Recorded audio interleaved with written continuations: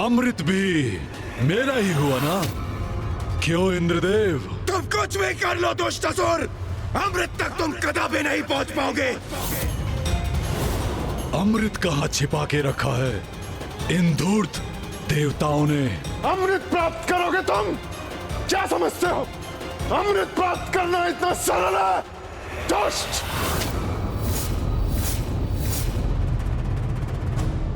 रस्सी चल गई पर बल नहीं गया। तुम सभी देवताओं को मैंने स्तंभ पर बांध रखा है, लेकिन अब तक तुम सभी का अहंकार नहीं मिटा। महाराज शुंभ, इस व्यर्थ के वार्तालाप का अब कोई लाभ नहीं।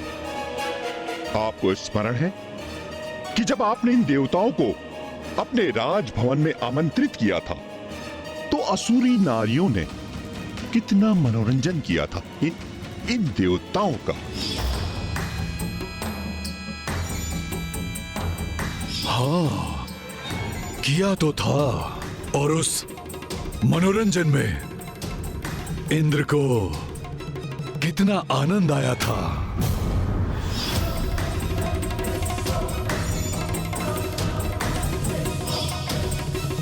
अब हम स्वर्ग में हैं, इसलिए उचित नहीं होगा देवराज कि स्वर्ग की नारियां भी हमारे नवीन महाराज के लिए नृत्य गायन का आयोजन करें।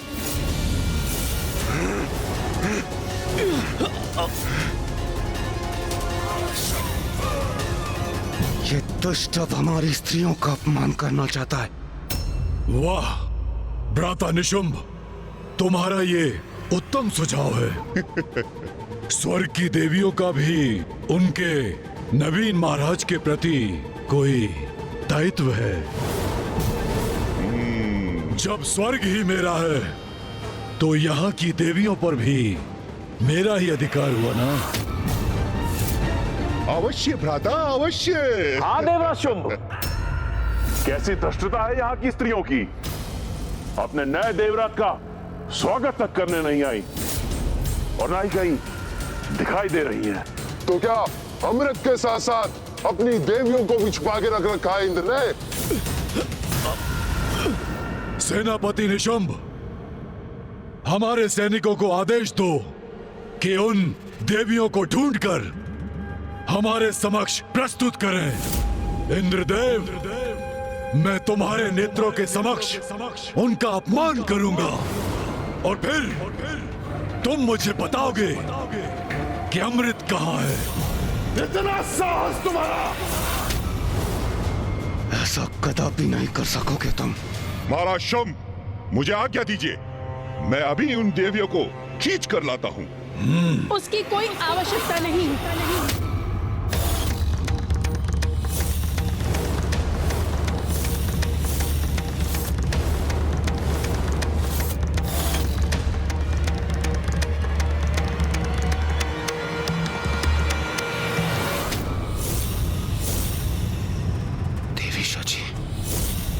देवी सची, देवी शची यहाँ क्यों आ गई? देवी शची! नहीं।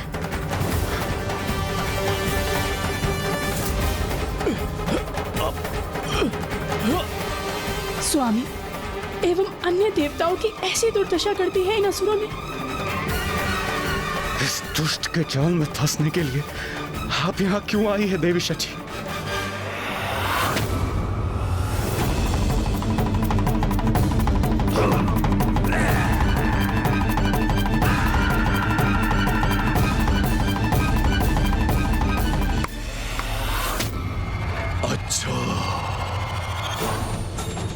तो ये है इंद्रदेव की पत्नी सची।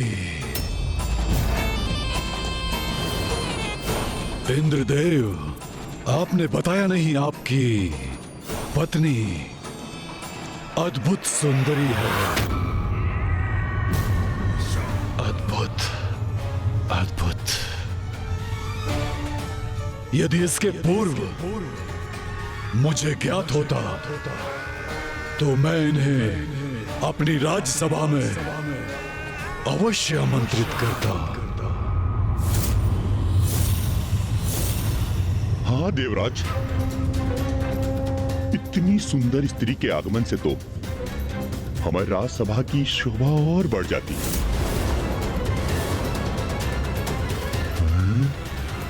दुष्ट असुर, शांत हो जाओ। देवी शची, इस दुष्ट के मुख से मैं आपके प्रति ऐसे वचन कदापि नहीं सुन सकता। आप चले जाइए यहाँ से, जाइए। अरे रे रे रे, कैसे चले जाएंगे आप? हम तो मनोरंजन की प्रतीक्षा कर रहे थे। हमारा मनोरंजन तो आपके रूप में प्रविष्ट हुआ है, तो हम आपको कैसे जाने देंगे?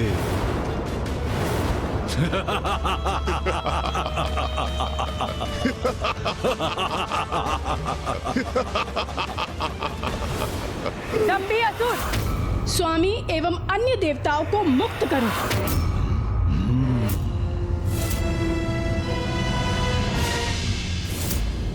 अवश्य करूंगा, अभी और इसी क्षण करूंगा, परंतु उसके लिए तुम्हें मेरा बंदी बनना होगा।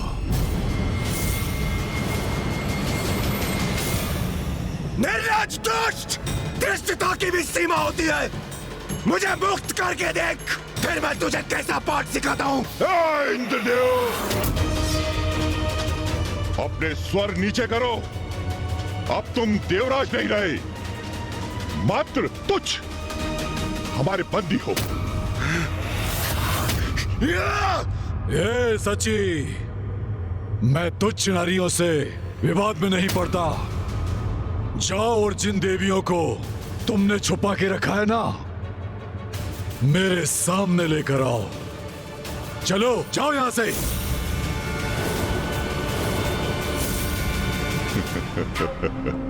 उचित आदेश दिया है देवराज शुम्ने से।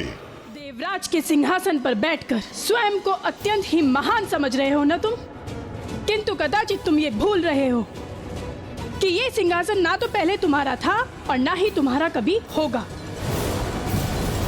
तुम क्या समझते हो, तुम प्रथम असुर हो जिसने स्वर्ग के सिंहासन पर अधिकार प्राप्त करने की चेष्टा की है।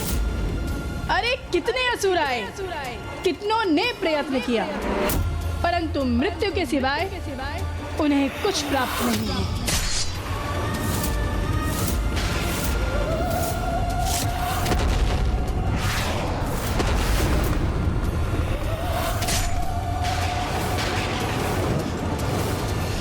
अपने पूर्वजों से कुछ नहीं सीखा क्या तुम असुरों ने? आनंद आता है क्या बार बार पराजित होने में? कितनी बार पराजय हुई तुम्हारी, किंतु समझ में नहीं आया तुम्हें कि स्वर्ग पर तुम कभी अपना अधिकार स्थापित नहीं कर सकोगे। अपने इन विचित्र सेनापतियों के साथ अपनी शक्तियों का दुरुपयोग कर यहाँ आ तो गए हो, किंतु सत्य है विनाश काले विपरीत बुद्धि। अनेकों बार देख चुके हैं हम, क्योंकि जब तुम्हारा अंत पुकारता है तो तुम असुर इसी प्रकार स्वर्ग लोक आ जाते हो। अब तुम सभी का अंत समय आ गया है। माँ महाशक्ति तुमसे इस प्रकार का व्यवहार करा रही है ताकि वो यहाँ आकर तुम सभी का वध कर सके।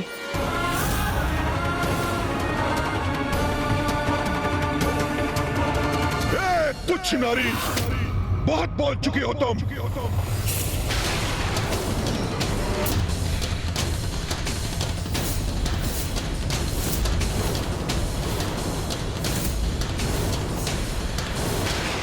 बहुत कहा, अभी तो मात्र आरंभ है।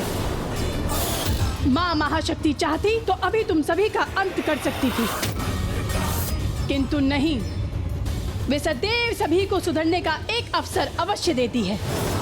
इसलिए मेरे माध्यम से वो तुम्हें चेतावनी दे रही है। तुम्हारी भलाई इसी में है कि तुम शांत रहकर मेरे वचनों को ध्यानपूर्वक सुनो।